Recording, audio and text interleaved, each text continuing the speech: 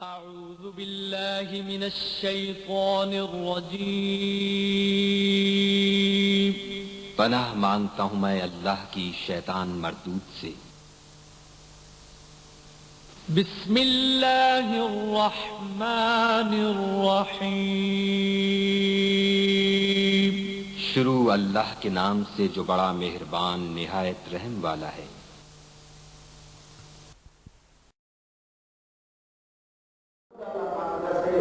নালিশ করতে থাকে রূপ আকারিন ওয়াল কুরআন ইয়ালানু রূপ আকারিন ওয়াল কুরআন ইয়ালানু অনেক তেলাওয়াত করে আসে সেই তেলাওয়াত করে আল্লাহ আর কুরআন আল্লাহর কাছে নালিশ দেওয়ার নামে কারণ কুরআন শুদ্ধ করে তেলাওয়াত করে কুরআন শুদ্ধ করে তেলাওয়াতের শুদ্ধ তেলাওয়াতের একটা রূপ আছে যেটা আল্লাহ রাব্বুল আলামিন সূরা মুজাম্মিলের মধ্যে আল্লাহ রাব্বুল আলামিন আদেশ করেছেন নবীকে লক্ষ্য করে ওয়াতিল কুরআনা আফদিলা তারতিলের সঙ্গে আপনি কোরআন পড়েন ধীরে ধীরে। হযরত হাফসা রাদিয়াল্লাহু তাআলা আনহা নবীর তেলাওয়াত পদ্ধতি বলতে গিয়ে বলেন কানা মুফাসসাল যে নবীর তেলাওয়াত ছিল পরিষ্কার স্পষ্ট স্পষ্ট, একটা অক্ষর আরেকটা অক্ষরের সঙ্গে মিশত না, একটা হরফ আরেকটা হরফের সঙ্গে মিশত না, পৃথক পৃথক সবগুলো অক্ষরগুলো হরফগুলো পৃথক পৃথক আদায় করতে। কিন্তু আমাদের মধ্যে অক্ষরগুলো উচ্চারণের ক্ষেত্রে সেই রূপটা আমাদের কাছে নেই। কিন্তু আমরা বাংলা ভাষার মানুষ আরবি শিখতে হলে আমাদের বিজ্ঞ শিক্ষকের কাছে আমাদের শিখতে হবে, অর্থাৎ আমাদের শিক্ষাটা শুদ্ধ হবে না। আর কোরআন তেলাওয়াত শুদ্ধ না হলে নামাজও শুদ্ধ হবে না, নামাজ শুদ্ধ না হলে ইমানি জীবনে শুদ্ধ হবে। যাতে নামাজ শুদ্ধ হয় তার ইমানি জীবনের সমৃদ্ধিটা কোথা তার নামাজ শুদ্ধ হয় না। এই জন্য যেন সমস্ত দেশবাসী সারা দেশের মুসলমানদের মধ্যে সময় ভাবিতে অনেক অনেক অপরিহার্য হয়ে পড়েছে। দেখা গেছে অনুসন্ধান দ্বারা দেখা গেছে যে বাংলাদেশের বর্তমানে একটা জমিতে দেখা গেছে যে 70-80 মানুষের পড়াটা পাঁচ তেলাওয়াত কোরআন যদি শুদ্ধ করে তেলাওয়াত করতে না পারে কিভাবে অশুদ্ধ হয়? একবার আলী হাসিন মধ্যে তাবেঈ ওলামায়ে কেরাম জানেন, যদি মধ্যে তাবেঈটা আদায় না করে মধ্যে তাবেঈ এক আলিফ লম্বা করা হলো নির্ধারিত, এর বেশি তেলাওয়াত করলে এর বেশি লম্বা করলে হানাফি হবে, কম লম্বা করলে হানাফি হবে। যতটুকু মানবে সেগুলো মারা যাবে না।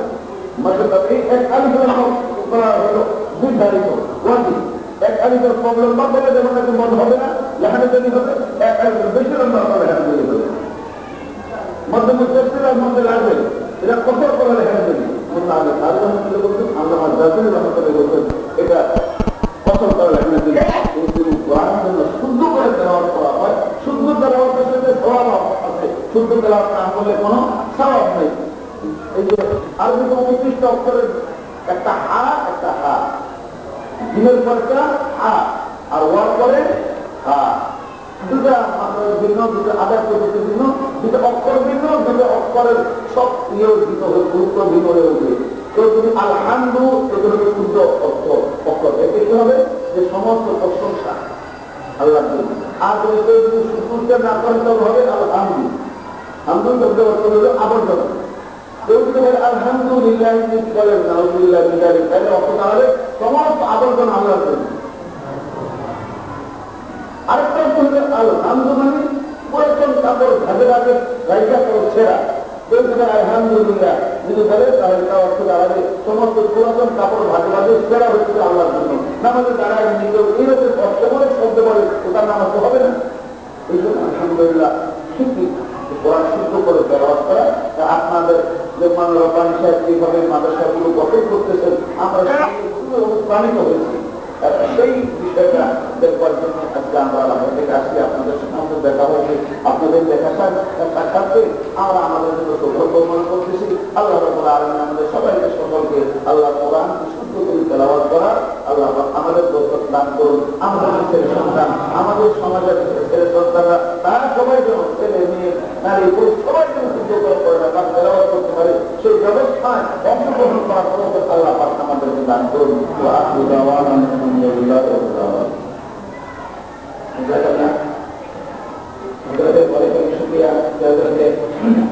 অল্প সময়ের মধ্যে অনেক কিছু বলে বলছেন। আল্লাহ আমাদেরকে সকলকেই প্রত্যেকটা কথাকে অন্তরের মধ্যে ঢুকাই দিন এবং প্রত্যেকটা কথাকে সদর করার শক্তি দান করুন। টাইম দিতে হয় কম, আমরা এখন আমি ওনাদের হাজার এই জন্যই ওনাদের খেদমতে গিয়েছিলাম যে কিভাবে আরো সুন্দর হবে, আরো সুন্দর হবে। আমার মতের মধ্যে এটাই চাহা যে আমাদের বক্তব্যরা পুরো বাংলাদেশের বক্তব্য প্রধানমন্ত্রী ছাত্র পরিচয় মিটিং হয়ে একটা দাঁড়ায়। আল্লাহ পাক ওনাদেরকে কবুল করুন, ওনাদের আশাটাকে আল্লাহ পাক কবুল করুন। আর আমাদের এই একটা ছোট গ্রাম, এই গ্রামের ভিতরে এত মানে ছোট ছোট বাচ্চা দূর থেকে আসতেছে, প্রায় 750 মতো বাচ্চা দূর থেকে আসতেছে। আসা যাওয়া অনেক কষ্ট, তো ওনারা কষ্ট করে আসছে, ওনাদের কত করা যাবে না। তো আমরা মাহাজরাত এই বইটার জন্য কত করে আসছে, কষ্ট করে আসছে, আল্লাহ পাক ওনাদেরকে পুরোপুরি ভাবে একত্রিত করুন। ওনাদেরকে সামনে রেখে আপনাদের কাছে আমি দোয়া চাইতেছি এবং ওনাদের কাছে দোয়ার জন্য দরখাস্ত করতেছি যে ওনারাও যেন দোয়া করে। এই নতুন যে জায়গাটা নিয়েছিলাম সেই জায়গাটার মধ্যে আমরা ইনশাআল্লাহ একটা মসজিদ হইতেছে, মসজিদে কুবা নামে, সেই মসজিদটা ইনশাআল্লাহ অতি সত্তর কাজ শুরু করবো। আল্লাহ পাকের মেহেরবানিতে 7,000 মানুষ একসঙ্গে ইনশাআল্লাহ মসজিদে নামাজ পড়তে পারবে। আর এই কাজটা রমজানের পরে ইনশাআল্লাহ চালু করার জন্য পুরোপুরি চেষ্টা চলতেছে। 2 নম্বরে এই মসজিদের আর পাশে ইনশাআল্লাহ নকশা বানানো আছে, ওখানে বিল্ডিং হবে। সেই বিল্ডিংটা কমপ্লিট করতে গিয়ে প্রায় আমাদের 20 কোটি টাকা খরচ হবে ইনশাআল্লাহ। আল্লাহ পাকের খাজানা অনেক বড়, 20 কোটি টাকার খাজানা আল্লাহ পাকের কাছে 3 কারোর সমান না। এই জন্য এই ব্যাপারে আমার কাছে কোনো ভয়ও না, পেরেশানিও না, কোনো টেনশনও না এই টাকাটা কোথা থেকে আসবে। আমি জানি একদিন অবশ্যই ওনাদের জিন্দিগিতে ওনাদের সামনে ইনশাআল্লাহ অচিরেই এই কামটা কমপ্লিট হয়ে যাবে। আমি আপনাদের কাছে দোয়া চাইবো আল্লাহ পাক যেন আমাকে বহুত সহজ করে দিন আমার জন্য এই কাজটাকে পুরা করার জন্য। আমরা এখন হ্যাস্টাকে যাইব, এখন আপনারা ওখানে কেউ আসবেন না, অনুরোধ করবো। তার কারণ একটু জায়গা কম, 2 নম্বর বাচ্চারা এখানে থাকবে, বাচ্চারা গল্প কিছু ওনাদের সামনে তেলাওয়াত করবে। মাত্র 5 থেকে 10 মিনিট আমরা এখানে লাগাইবো, তারপরে আমরা নতুন জায়গায় চলে যাবো। ওখানে ইনশাআল্লাহ যে হাজার কদম ওখানে লাগবে, এই জায়গাটা আরো বরকত হবে। ওখান থেকে ওনাদের থেকে আমরা দোয়া আনি, তারপরে আমরা মহিলা মাদ্রাসায় চলে যাবো। তারপর ইনশাআল্লাহ ওখানে বাচ্চাদের কিছু আলোচনা, বাচ্চাদের সঙ্গে 10-15 মিনিট আলোচনা করে আবার খানার পর ইনশাআল্লাহ আবার টাকা বের করবে। আল্লাহ দোয়া করে আল্লাহ পাক ওনাদের জিন্দিগির মধ্যে আল্লাহ ভরপুর বরকত নসিব করেন। সকলে বলে না দোয়া করে আপনারা সকলে চলে যাবেন, মেহরবানি করে কেউ ভুল করবেন না।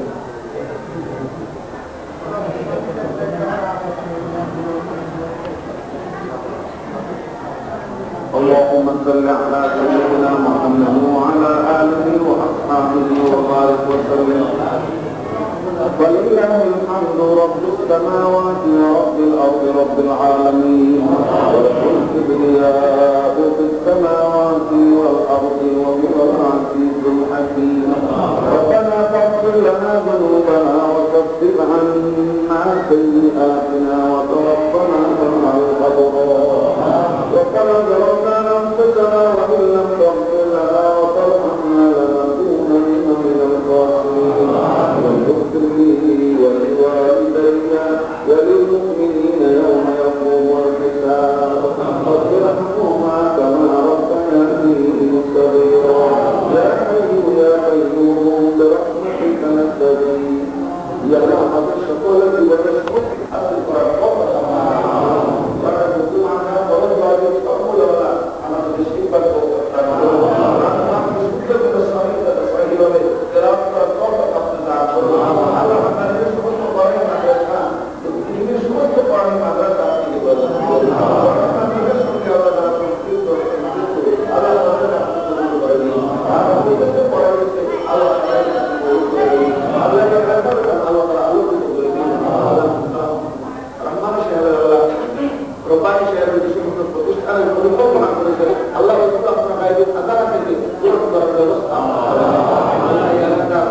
সমস্ত বৃন্দার ভাইদের উপরে আপনার রহমত